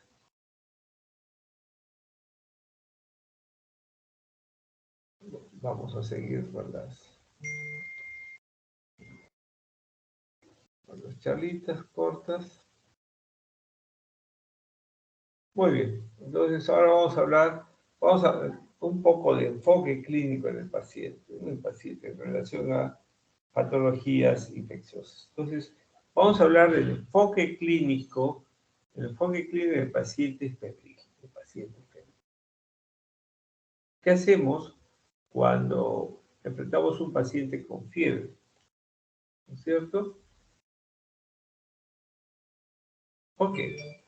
Tenemos que recordar que el sistema inmune del ser humano tiene 3 componentes. Un componente fagocitario, un componente humoral y un componente celular, ¿no es cierto? ¿Correcto? Pero tiene tres grandes actividades. La actividad antiinfecciosa, la actividad antitumoral y la actividad de tolerancia a los propios. Tres grandes actividades, ¿de acuerdo? Cada una de esas actividades nos protege, nos disminuye el riesgo de desarrollar alguna complicación infecciosa, oncológica y autoinmune alérgica. ¿Correcto? Entonces, esta forma de actuar del sistema inmune nos permite tener dos tipos de huésped. Un huésped inmunocompetente y un huésped inmunocompetente. ¿Qué significa inmunocompetente? Que aquel paciente que tiene las tres actividades conservadas o aceptablemente es un paciente considerado inmunocompetente. Y aquel que tiene una o más es un paciente inmunocomprometido. Entonces, la pregunta que uno siempre tiene que hacer cuando enfrenta a un paciente que viene con fiebre, que viene con diarrea, con dolor abdominal, es ¿qué tipo de huésped estamos frente a? ¿Qué tipo de huésped tenemos, no? Entonces es muy importante, si es inmunocompetente y inmunocomprometido, porque las patologías se van a tratar diferentes dependiendo de qué condición de huésped uno sea, ¿no? Entonces acá está, el sistema inmune es una mesa de dos patas con la inmunidad clásica innata y adquirida, pero no podemos irnos de frente a tres grandes componentes, ¿no? El componente fagocitario, el componente humoral y el componente celular. ¿Correcto? El componente fagocitario está dado por los fagocitos, que son principalmente los polimorfos nucleares, y de los polimorfos nucleares lo que nos interesa es los neutrófilos, ¿no? Estos neutrófilos nos protegen contra bacterias extracelulares bacterias extracelulares no capsuladas y hongos tipo levaduriformes y filamentosos. ¿De acuerdo? Okay, ya vamos a hablar más al respecto. La inmunidad adquirida es inmunidad humoral, como en el fagocitario el neutrófilo. En la inmunidad humoral está el linfocito B, que se transforma en células plasmáticas que producen inmunoglobulinas y nos protege contra microorganismos encapsulados, que ya hemos hablado de ellos, y ahí tenemos el neumococo, ya vamos a hablar de otros. Y la inmunidad celular está dada por linfocitos T, principalmente el linfocito T4, que a través de citoquinas nos defienden contra la inmunidad celular y algunas extracelulares, ¿no es cierto? Entonces uno se pregunta, diablos, ¿el sistema inmune está dividido en tres? No, es uno solo, y lo que queremos es que, separándolo, dividiéndolo, podemos entender mejor quién es quién, ¿no es cierto? En el sentido de que qué componentes se encarga de determinados tipos de agentes infecciosos, ¿no es cierto? Entonces, pero es uno solo, es una sola pieza. Pero ya sabemos cómo el linfocito T4, que es el comandante general de la defensa, va a funcionar, ¿no? Va a coordinar con todos ellos, con todos los otros componentes. Entonces, imaginemos que tenemos un paciente con fiebre. La primera pregunta que uno tiene que hacerse siempre es un paciente inmunocompetente o inmunocomprometido. Y segundo, si es inmunocomprometido, si tiene componente de la falla fagocitaria, humoral o celular, ¿no es cierto? O combinado, ¿no es cierto? Porque obviamente la evolución de una fiebre en inmunocompetente será mucho más grave, ¿no es cierto? Entonces, y la segunda pregunta que uno tiene que hacerse siempre es si esta fiebre en un paciente inmunocompetente o inmunocomprometido es de origen infeccioso o no infeccioso, ¿no es cierto? Si es infeccioso, uno tiene que evaluar, ok, ¿será un proceso infeccioso localizado o será un proceso infeccioso generalizado? Cuando hablamos de PIC, hablamos de algunos criterios. Por ejemplo, si yo tengo fiebre más de 5 o 7 días, si yo tengo compromiso del RES, es decir, del sistema monocito macrófago, es decir, si tiene hepatomegalia, si tiene hepatomegalia, si tiene esplenomegalia, si tiene linfadenopatía generalizada, si tiene hiperplasia médula ósea, o sea, compromiso del RES, con fiebre más de 5 o 7 días, sin compromiso general, ¿no es cierto? Perdón, con compromiso general, con malestar general, con compromiso general, sin foco, esa sintomatología, esos signos y síntomas que acabo de escribir, si es de origen infeccioso, eso se llama proceso infeccioso generalizado. Esa sintomatología en un paciente que considerar una causa no infecciosa, no tiene nombre propio, pues, no tiene nombre propio. Simplemente sería no infeccioso neoplásico y no neoplásico. ¿Correcto? Y ese neoplásico lo puedo dividir en hematológico y no hematológico, ¿no es cierto?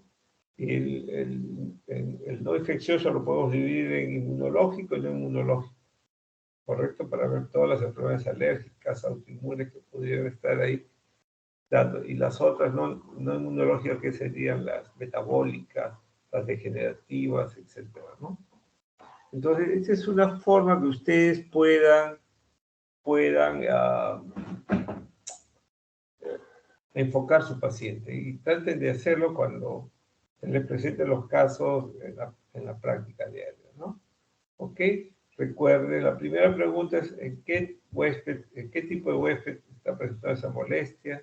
Esa molestia puede ser tos, esa molestia puede ser fiebre, foco pulmonar, esa molestia puede ser diarrea, esa molestia puede ser dolor abdominal, etcétera, ¿no? Y si es PIL o PIG, igual, si es no infeccioso, si es neoplásico o no neoplásico, podemos hacerlo. Algunos lo dividen con inmunológicos y no inmunológicos. Es lo que... En no neoplásicos yo pondría inmunológicos y no inmunológicos. Entonces, en los inmunológicos, ¿qué serían? Las vasculitis sistémicas, las alergias, ¿no es cierto? Las enfermedades autoinmunes, ¿de acuerdo? Y los no inmunológicos pues, son las metabólicas, etcétera, ¿no? Esto es lo que definíamos sobre PIG, ¿no es cierto? Pero también hay un PIG, ¿no? Digamos, un cuadro similar a PIG, pero no es infeccioso. Fiebre 5 o 7 días, compromiso de res por más 3 días, y sin foco. Recuerden, sin foco. Para ser un PIG no tiene foco. Entonces, si es infeccioso, esas características es proceso infeccioso generalizado. Y si es no infeccioso, usamos neoplásico o no neoplásico. ¿De acuerdo? Causas bacterianas de proceso infeccioso generalizado. Fiebre tifoidea, brucelosis aguda, tuberculosis, bartonelosis, que es la enfermedad de Carrión, la fase anemizante, lectospirosis, sepsis, ya hablaremos, endocarditis infecciosa, abscesos intraabdominales, infección tracto urinario alto. Estas tres últimas uno diría, diablo, el tiene endocarditis desde la válvula. Si tiene abscesos intraabdominales, está en la barriguita. Si tiene tracto urinario alto, tiene el riñón. Pero ¿por qué los consideramos ahí en un PIG? Porque tiene clínica de no tener focalización. Es difuso, ¿cierto? Es difuso, por eso. Ok, causas virales de PIG. Tenemos la mononucleosis infecciosa, producto de un Epstein-Barr virus, el síndrome mononucleósico, que en la mañana estaba conversando con los gente sobre esto, ¿no? La mononucleosis infecciosa es producto del Epstein-Barr virus y hay el síndrome de mononucleosis que es clínica, pero por otros agentes. Tenemos agentes como el VIH, que la infección primaria es la que estimula el síndrome de mononucleosis, el virus de hepatitis B, rubiola, citomegalovirus, toxoplasmosis aguda en el caso de parasitarias, ¿no? Las restantes, las primeras, todos son virales. Y parasitario y no infeccioso, que tenemos reacción adversa a medicamentos, vasculitis sistémica, linfoma maligno, por ejemplo, ¿no? Parasitarios tenemos toxoplasmosis aguda y malaria. ¿Sí? Y fúngicos serían las fungemias, o sea, cuando el hongo está en sangre, hay que considerar, ¿no?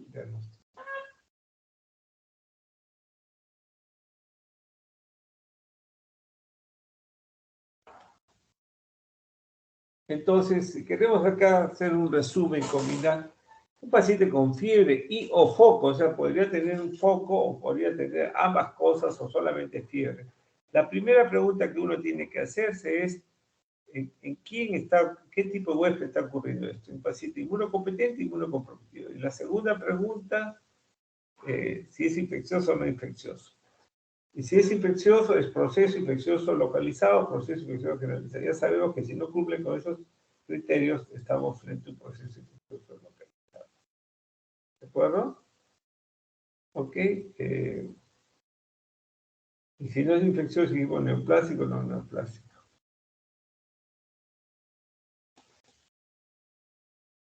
Fiebre en un inmunocompetente. ¿Cómo tenemos que valorar eso? Fiebre en un inmunocompetente.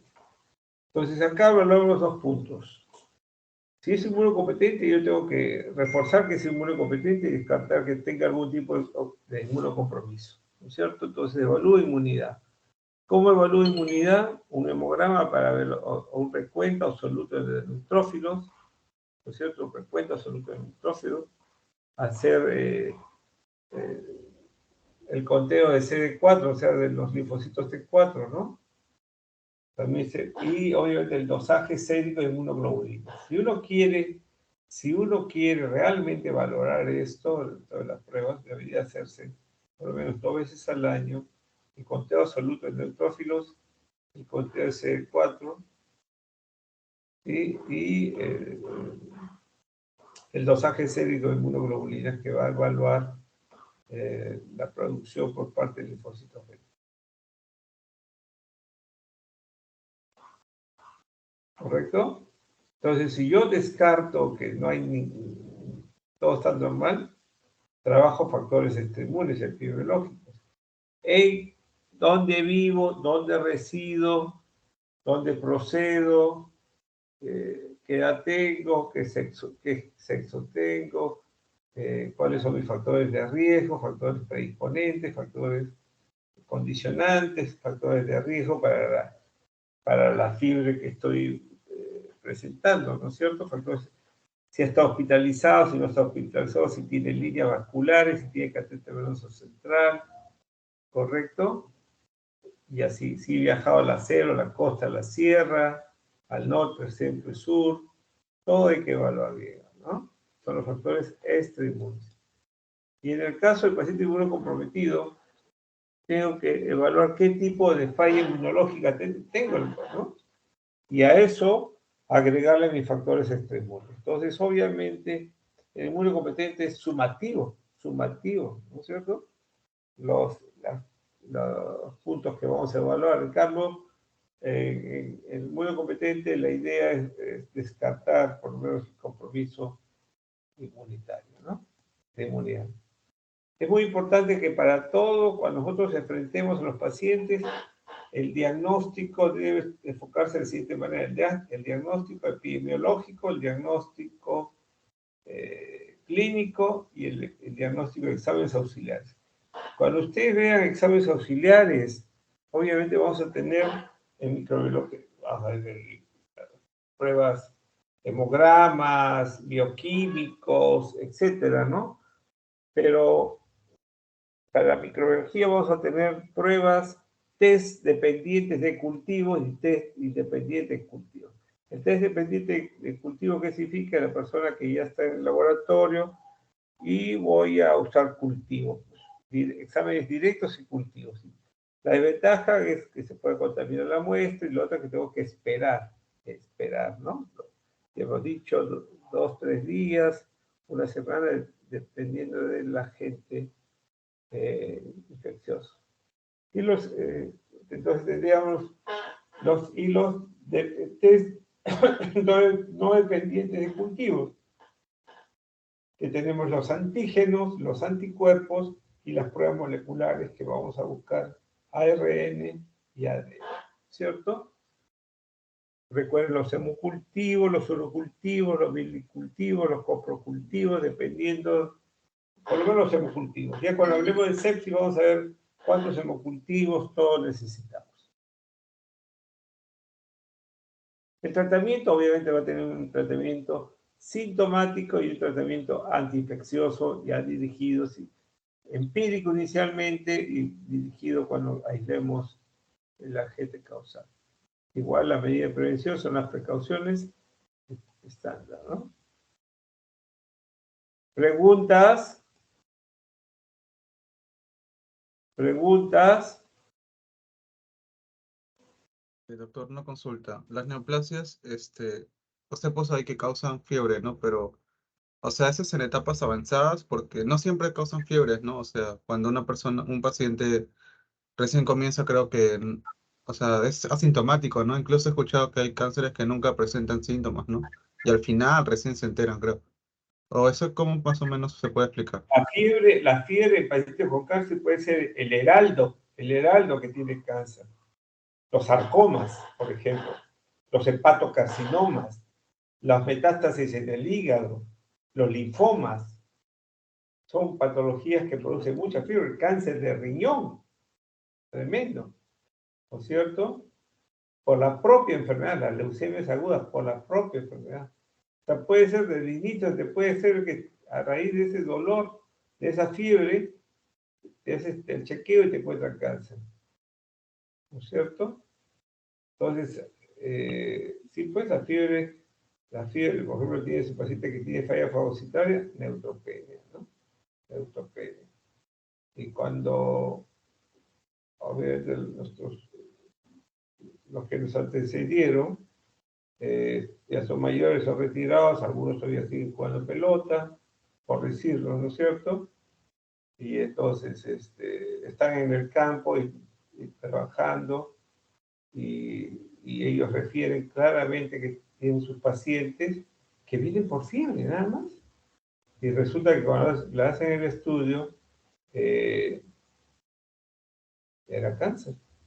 Y yo les dije las patologías más frecuentes, ¿no? O sea, comunes que pueden ser. En el caso de falla fagocitaria, tenemos una neutropenia, la falla ya vamos a hablar mañana, y hay neutropenias febriles y neutropenias afebriles, ¿no? Entonces, y obviamente vamos a tener que valorar riesgo de infección en esas condiciones. La última charla que vamos a hablar hoy día, tenemos 15 minutos sobrados. Vamos a...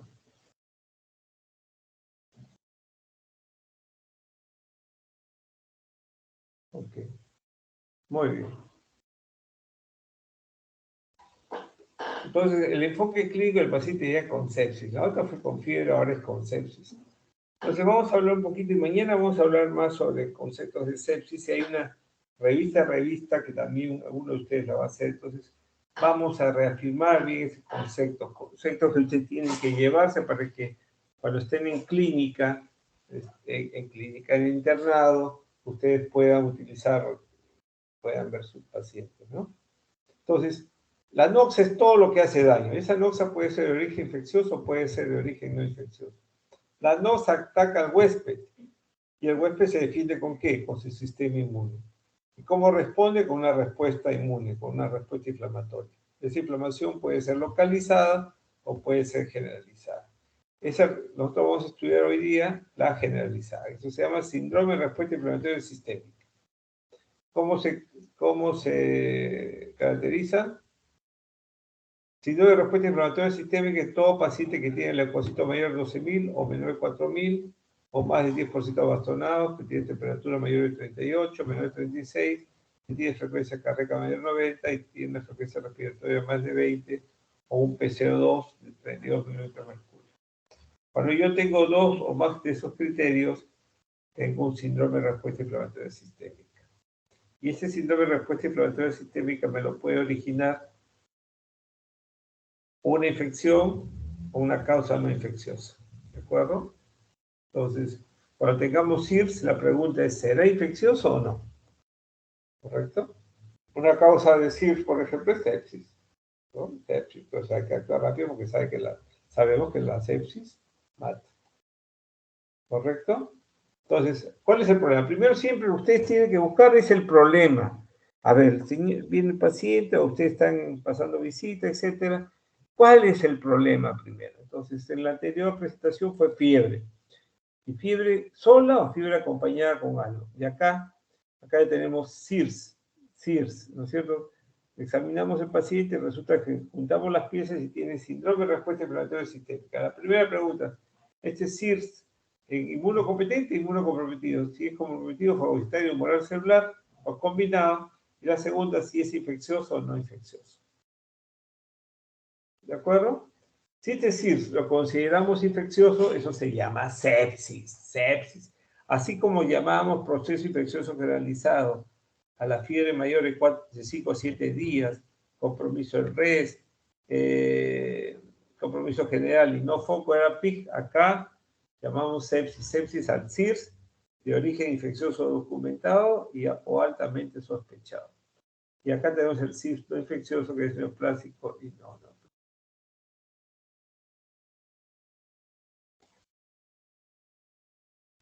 Entonces, vamos a hablar sobre un concepto que se llama niveles de infección. Dijimos que la noxa, que puede ser de origen infeccioso o no infeccioso, hasta que el huésped se defiende con su sistema inmune y eso produce inflamación, que puede ser localizada o generalizada. La generalizada llamamos el síndrome de respuesta inflamatoria sistémica. Cuando este CIR es secundario a un agente infeccioso documentado o altamente sospechado, eso se llama sepsis. Y es toda una cascada inflamatoria. Entonces, en la medida que la cascada inflamatoria va aumentando, va haciendo más daño, y eso se llama por niveles, ¿no? Sepsis severa, choque séptico, falla orgánica multisistémica o DOMS, difusión orgánica multisistémica. ¿No es cierto? Ya sabemos que si la sepsis lo intervenimos tardíamente y hay falla de órganos, aparatos o sistemas, obviamente tendrá menos chance de recuperación. Si lo intervenimos tempranamente, tendrá más chance. Si no, ¿cuál es el fin? La muerte. Y a esto llamamos los niveles de infección, que ya vamos a hablarlo cuando hagamos la charla de sepsis. Entonces, sepsis, ¿cómo lo definimos? Es el síndrome de respuesta inflamatoria sistémica producto de un agente infeccioso documentado o altamente sospechado. Para este nivel, para este momento, no se habla de disfunción orgánica. Disfunción orgánica lo hablamos con sepsis severa. ¿Cómo entendemos con disfunción orgánica?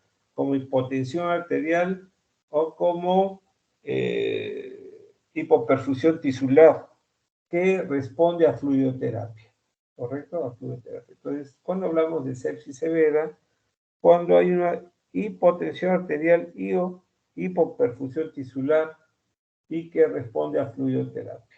Sepsis severa. ¿Correcto?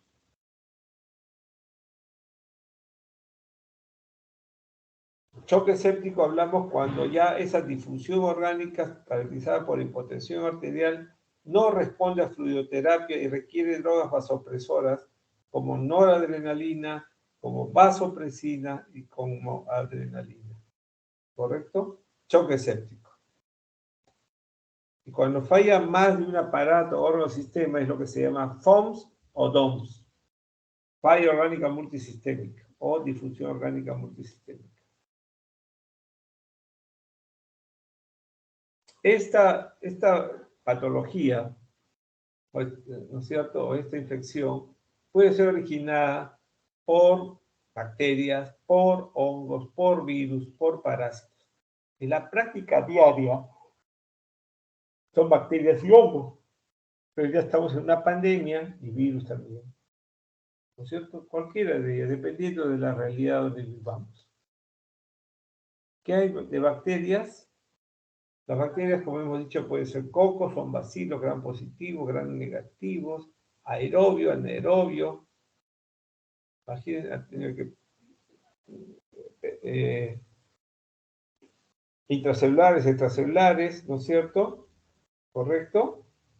Entonces, tenemos que acordarnos cuáles son los cocos, gram positivos, aerobios, extracelulares, principal importancia los intracelulares y así. Uno puede hacer su ejercicio y hacer sus principales bacterias, ¿no es cierto? extracelulares y intracelulares, ya explicamos por qué. Los hongos pueden ser levoriformes, filamentosos, dimórficos, ya explicamos también. Y la otra cosa, la sepsis, esta sepsis severa, este choque séptico, este FOMS, puede tener punto de partida de un foco o simplemente no tener foco. O sea, es una sepsis con foco, una sepsis sin foco. Este foco, punto de partida o nido de infección. Entonces, ¿cuáles son los más frecuentes? Urinario, pulmonar, cutáneo, abdominal pélvico. Y dependiendo de esos focos, uno va pensando los potenciales agentes infecciosos bacterianos aerobios, bacterianos anaerobios, microaerófilos, etcétera, etcétera. Hongos, virus, parásitos, ¿no es cierto? Entonces es muy importante. Recuerden, foco urinario, pulmonar, cutáneo y abdominal pélvico. Entonces yo puedo tener sepsis con bacteremia, sepsis sin bacteremia, sepsis con viremia, sepsis sin viremia. Entonces, sepsis es el síndrome de respuesta inflamatoria sistémica producto de un agente infeccioso documentado. Sepsis no me dice, el síndrome de respuesta inflamatoria sistémica no me dice que es infeccioso. Yo tengo que con mis anamnesis, cuadro clínico, mis resultados, ir ajustando el diagnóstico, ¿no? El diagnóstico hemos dicho que el dato epidemiológico, el cuadro clínico y los exámenes auxiliares. Es muy importante. ¿Y cuál es el tratamiento? El tratamiento es el diagnóstico correcto. ¿Qué nivel de infección es? Si es infección, si este síndrome, primero si es un síndrome de respuesta inflamatoria sistémica, si es producto de un agente infeccioso documentado, altamente sospechado, o una patología no infecciosa. ¿No es cierto? Si es sepsis, si tiene punto de partida, ¿no es cierto? Punto de partida. ¿Qué soporte le voy a dar? Soporte respiratorio, cardiovascular, hemodinámico, hidrometabólico, psicológico, nutricional. Es muy importante que le demos estos soportes o todos tipos de soporte que requieren. Terapia antiinfecciosa, ya hemos dicho que es SIDA, bactericida, fungicida, viricida, contra parásitos, ¿no? Manejo quirúrgico complementario, exéresis, drenaje de abscesos, sacar tejidos muertos, etc. Inmunomoduladores y metabólicos, ¿qué tenemos? Cosa normal, tener un medio interno conservado, ¿no es cierto? Bien oxigenado, bien hidratado el paciente. Ok, obviamente ya vamos, en general, todavía no vamos a hablar sobre antibióticos, pero los antibióticos, si fueran causas bacterianas, ¿qué características tienen que ser? Tienen que ser bactericidas, ¿no es cierto? Hay que conocer la farmacocinética y la farmacokinética, o sea, cómo se administra, eso vamos a hablarlo, y después si llegan bien a los órganos, cómo se transmite, si yo le pongo endovenoso, cómo viaja y cómo sabe que tiene que llegar al pulmón, por ejemplo, ¿no? Si es intravenoso, monoterapia, una droga, monodroga, o en combinación, sinergismo, que sume efectos, ¿no es cierto? Evitar antagonismo, interacciones medicamentosas, ¿no es cierto? Los efectos secundarios, digamos, de todos los días que vemos con las drogas y el costo, ¿no? El costo. Las medidas de prevención que son las precauciones estándar, la higiene de manos a la cabeza, ¿no es cierto? A la cabeza.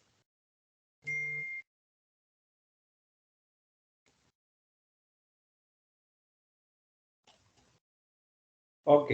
Preguntas.